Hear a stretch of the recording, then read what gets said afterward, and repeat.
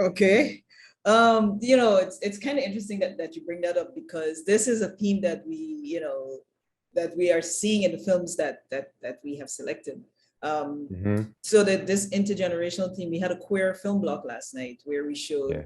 um, Queenie, who's an elderly queer woman.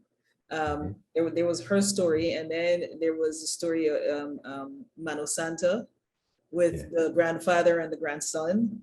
And Yeah. then there was Mada with the mother and the son and the grandmother all in the same story. And then the last film right near the beach. That was a theme in all of those films. And then today we showed 1979, the Monde des Javoués Hmm. film. And Yes. that's an issue there as well, where the young ones are leaving French Guiana, moving to Paris. Yeah. And so what is that sort of doing to these countries? And I mean it's true for the entire Caribbean, but it seems to be more pronounced in the French Caribbean countries, Yeah. this I migration think away. we have how do you say that? We have various influences causing that, I think. In terms of the youth living abroad, we had the same thing as the former British colonies, Mm, where with the Greenwash generation.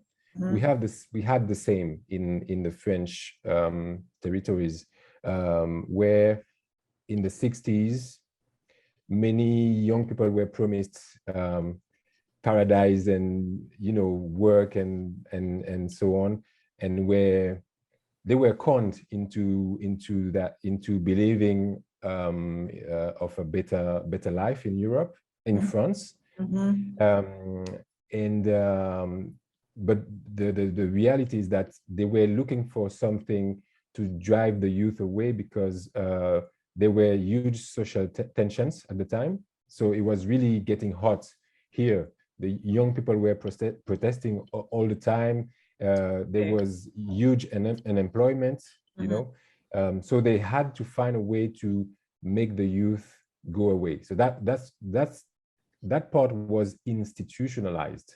Yeah. mhm, mhm, Then it stopped officially in a way. But what's what replaced that now is the fact that I think in most families in Guadeloupe or Martinique, and certainly French Guyana and La Réunion in the other part of the world, which is French too, you have that strong belief that there is nothing for you at home. You have to go abroad. You have to travel to either France, and now you can go, yeah, in the US, you can go in Canada, you can go abroad, but there is nothing. There is a strong belief that there is nothing at home for you. right. Um, it's still really deeply rooted in the mindset of the people, I think. Mhm, Um, and and I think even though people are going abroad from the other part of the Caribbean, at some point, I don't know, I don't know, maybe you can tell me how it is in the other parts, because I find it hard to have data about it, how people come back home after they went for studies, they went for uni abroad. Are they coming back? I don't know. Here, very little are coming back, and I think that apart from that, um, yeah, that mindset, I think the media play a strong part into making young people believe that you can only succeed when you go abroad. mhm, You have all kind of programs, um, broadcast, that where you show people who have succeeded abroad, Martinicans abroad, Guadeloupeans abroad, either in Australia, in anywhere in the world, but they show you people who are successful, quote mhm, unquote, um, abroad. And I think that encourages the belief that, okay, if we hardly see people succeeding in what they're doing at home, then that must be true in a way. right. Um, Right.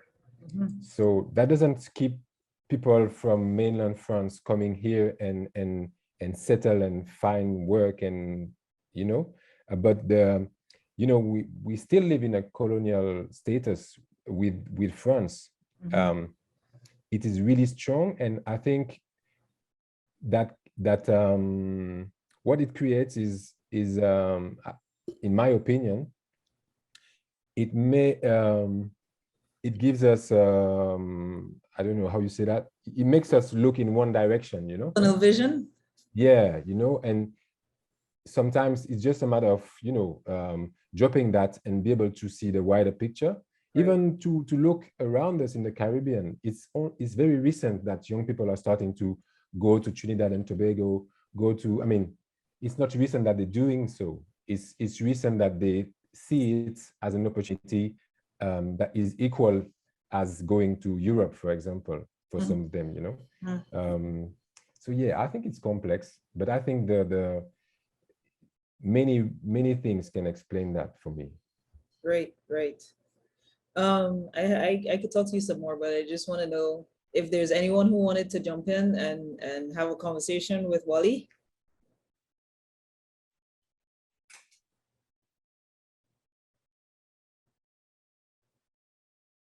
No? Um, all right. So going back to the film for a second. Um, yeah, so going back to the film. So you worked with the idea for the film was the woman in the story. So those words were her words. The poetry was hers. Yes, completely. She Okay. wrote the text. Basically, when we shot the first leg of the film, there was no text yet. We just had a few ideas of what we wanted to say. Mhm. So we shot because we had some ideas of shots, of settings, of setups, and we went for that. Then she went back to Haiti. It took her approximately 5 months to write the text.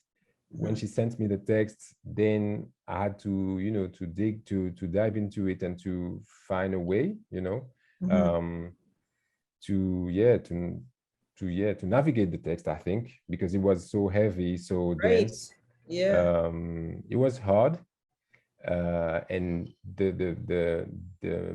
the goal was to try and avoid to illustrate the text, but to have a conversation with the text, you know. Mhm. So it was really experimental in the making, you know, in the Yeah, way yeah, we yeah. did it, and we did it step by step. After the text, I spoke to Sonny Troupé, who did the music of the film, and talking to him helped me a lot to find a structure for the film and for the Right, story. right. And yeah, and so on. And then there was the dancer, the forest keeper, Yes, the forest, the right. gatekeeper that came from I don't know where, but I think I needed someone to express a part of the story without words, you know, with emotions, with movements, Mhm. um, with with strong symbolism, Right. and that's why he's here. That's why he's there. I mean, Yeah, the visuals are beautiful. The way thank that you. the poetry is beautiful as well, and just the Mhm. way, and Thank even the you. way that you all used the drumming, so to accentuate the words at times. Mhm. It was Yeah, pretty amazing. Um, it's all, yeah, it's all Sony came up with the music. I didn't change anything. We talked a lot before to listen to the text together, and he wanted to know where I was going with that, right, and I left it with him. right. Okay. Yeah. So how long was this process in terms of making the film? How long did it take you all? We did the first leg of the first shooting was in first days of January 2019, Mhm. and I finished the editing in during lockdown last year, so May 2020. Okay. So yeah, and obviously there were some periods where the film stayed there while I was doing other stuff, or you know, or waiting for someone to be available to do what we Right, needed to do, right, right, like right. the dancer. took a while to get him because he was always traveling and stuff. Mhm. So yeah, it took some time, but you know, I think thanks to the first lockdown, I managed to wrap it up. Right, right, Yeah, right. yeah, So are you working on anything else right now? yeah. Yeah. Collectively, we always, thinking and working on stuff. We are working on a festival that's gonna start next week in La Réunion with friends we have over there. It's a short film festival um, dedicated to short film from, various places from um, Afro diasporic, yeah, world, if I can say. Um, and so yeah, that's the next project with our filmmakers collective Cinema. And we co-organize that festival. And individually, yeah, I'm working on a documentary in Martinique, but it's still early stages, so it's really hard for me to talk about it now. I know it's about um, mental health issues in Martinique, and yeah, but I've been this project has been around for some time now, but it looks like we're gonna be able to do it, to shoot it yeah, in maybe 3 to 4 months, something like that. Okay, okay. Yeah, so Well, we keep our fingers crossed. We'll see. yes, yes, Yeah. yes. All right. So, um, okay, I got a question here. It was a beautiful film. Can he say something about the decision to include the stock footage? Yes. Okay, the archives were there to talk about temporality, to talk about the past, to talk about history. um I mean, we talked about it with Agnes, but after she did the text, she didn't really intervene into the making of, into what came afterwards, after her part, or after, apart from where she was in when we shot her, with her, I mean. Mhm. So yeah, it was a way for us to talk about the past without explaining too much. We all know when we see stock footage or archives, we know that it's archives. We know that they are talking about something that was there before. Right. Um, and even though many people in Guyana or anywhere else, than the French Caribbean, they might not know what it's about, but they can relate to it because it's the past. They can see people flying abroad. They can see people that look like Caribbean people in a European setting, Mhm. um, and and yeah, it was a way to shift the gaze, the perspective, because these um, these archives are archives made by French national television. Most of it, Mhm. they are archives of documentaries or TV shows made by with a strong European gaze on our realities. Mhm. It Mhm. was a way for me as well to say, um, these images are ours before, even though you made them, it is our realities. And was a way to shift it, to say, we know where we see you, basically. We see you, we see what's going on. um yeah, in a way, Right. without going into too much explanation. To me, that was the main idea behind it. Behind it. Okay. All right. Susan, did you want to jump in now?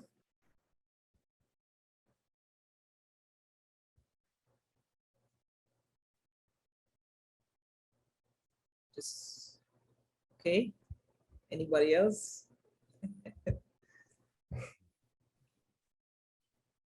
Okay. All right. Well, thank you for joining us, Wally, and for Thank sharing you. your beautiful film with us. And I mean, this conversation helped. put some context to it, and helped with the connection in terms of what Yeah. what we're getting from it. So Yes, thanks. yes. Thank you for inviting me again. I really love the way you guys are putting stories together, and the fact that you make sure you try and get everybody in, Right. because I think that's one of the effect of the colonization, separated us. It made us think that we are so different, Right. whereas I think we're not that different. We have obviously some differences, but they are really so little compared to our kinship, and Right. so Right. yeah. Yes. All Yeah, right. so Thank you, thank you. sir. Yes. Thank you. Thank you. Thank you, Roberta. Thank you. And all right, so that's it for tonight. Join us tomorrow. We start at 11 a.m. I think we have a block of films, indigenous films from various communities in Colombia, There which is is, a last question, I think. oh, there's a question. Oh yeah. Oh, yes. Yeah. I'm sorry, I didn't see that. It's from CC. Is there anything you would change in your filmmaking process? Oh, that project wouldn't have existed without that process. I think that particular one, Right. it could only be it could only be done that way, I think. Mhm.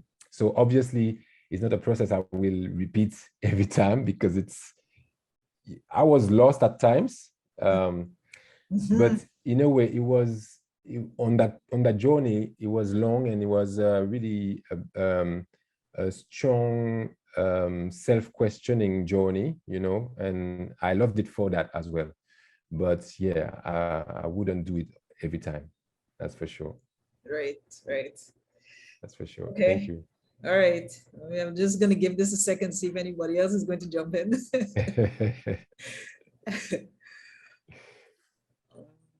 No, apparently All right. All right. was the last one. Yeah. So, like I was saying, we're going to start tomorrow at 11 a.m. bright and early with indigenous films from Colombia. Beautiful stories touching on different aspects of the ways in which indigenous people engage with the environment and with each other. So join us tomorrow if you can, everyone. Other than that, good night and thanks, Maurice. Thanks, Maurice. All right. Good night. Thank you. Okay, Wally. Bye bye. Take Bye. care.